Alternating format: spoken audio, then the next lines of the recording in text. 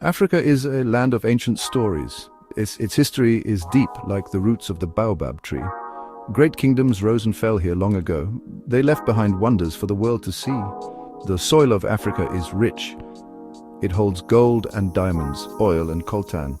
These are treasures of plenty. The cultures are many, like the colors in a kente cloth. Each one is vibrant with music, dance, and art. The people carry wisdom, passed down through generations. This continent is a cradle of humanity, full of life. Great joy filled the air when independence came. The old colonial flags were lowered. New flags, bright with hope, were raised high. People danced in the streets, their hearts full. They believed a new day had truly dawned for Africa. Freedom was a sweet song on every lip. The chains of foreign rule seemed broken at last. Africans would now steer their own canoes. They would decide their own destinies. The future looked bright and full of promise for all the nations. However, a new shadow began to creep across the land. It was not like the old colonialism with soldiers and governors. This new shadow was quieter, less easy to see. It was called neo-colonialism. It meant new colonialism. This new form kept Africa tied to powerful outside forces. It worked through money and subtle pressures. The old masters had left, but their influence often remained. It was a different kind of struggle, a hidden battle for true self-rule. This neo-colonialism affected the young nations deeply. Powerful countries and big companies from far away held much sway. They influenced decisions about Africa's own resources. They shaped trade in ways that did not always help African people. Local leaders sometimes found their hands tied. They wanted to build their nations, but found it hard. The path to true independence was proving to be a long and winding road. The fight for real freedom had to continue in new ways. Many large companies from other continents came to Africa. They came for the rich minerals and other resources.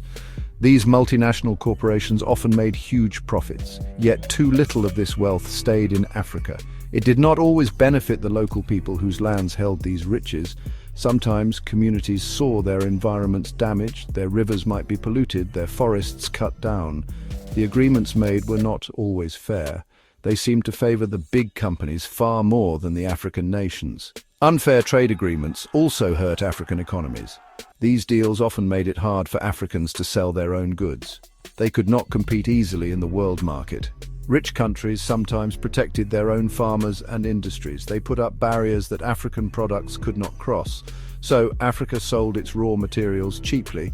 Then it had to buy expensive finished goods from outside. The system kept many African nations in a difficult position. It was like trying to fill a basket with holes in it. A great river of money flows out of Africa each year. This is not through fair trade or honest business. It is lost through practices like tax evasion. Big companies sometimes hide their profits. They use clever tricks to avoid paying their fair share of taxes. This means African governments have less money.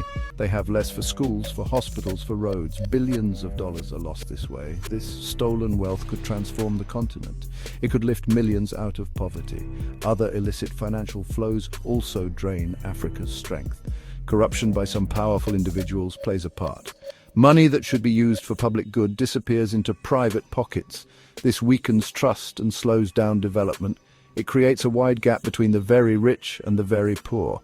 The wealth disparity grows, and ordinary people suffer the most. These hidden outflows are a heavy burden. They make the journey to prosperity much harder for African nations. It is a quiet bleeding of resources.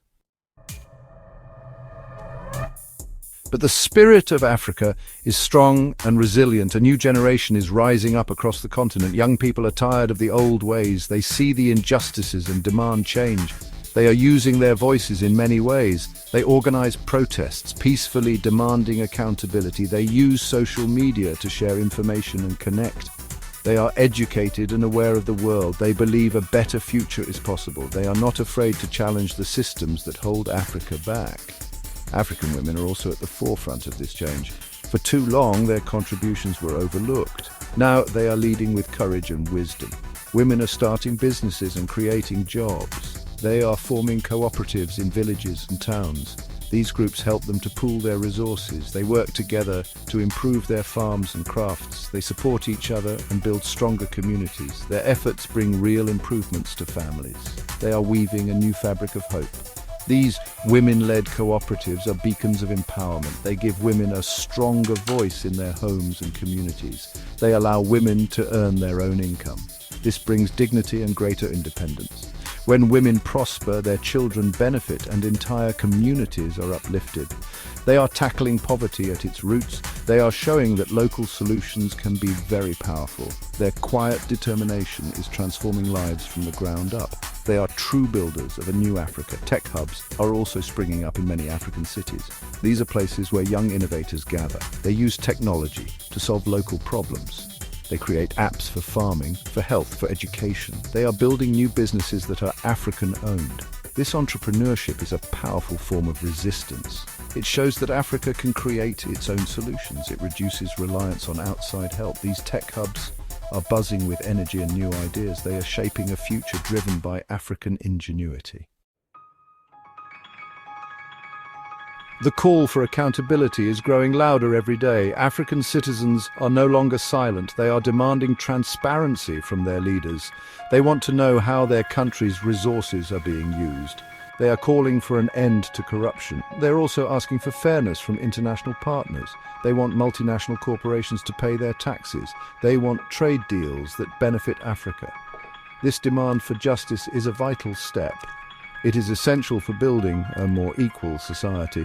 This journey requires holding many actors accountable. It means looking at leaders within African nations. It also means looking at the actions of foreign governments and companies. True independence means breaking free from all forms of exploitation. It means ensuring that Africa's wealth benefits all its people. This is not an easy task. There are many powerful interests involved. But the will of the people is a strong force. The desire for genuine self-determination is growing stronger. Africa's journey towards true independence is ongoing. It is a story of resilience in the face of many challenges. It is a story of innovation as Africans find new ways forward. The echoes of the past still linger, but they do not define the future. The continent is young, vibrant, and full of potential. The struggles of today are shaping the triumphs of tomorrow. Each step, no matter how small, moves Africa closer to its goals. The path is being paved by the courage and hard work of its people. There is great hope for Africa's future. The energy of its youth is a powerful engine for change. The wisdom of its women is guiding communities towards progress. The spirit of innovation is unlocking new possibilities. The continent is on a journey to reclaim its destiny fully. It is moving towards a future where its independence is not just on paper. It will be a reality felt in the lives of all its sons and daughters. A true dawn is indeed unfolding, bright and full of promise.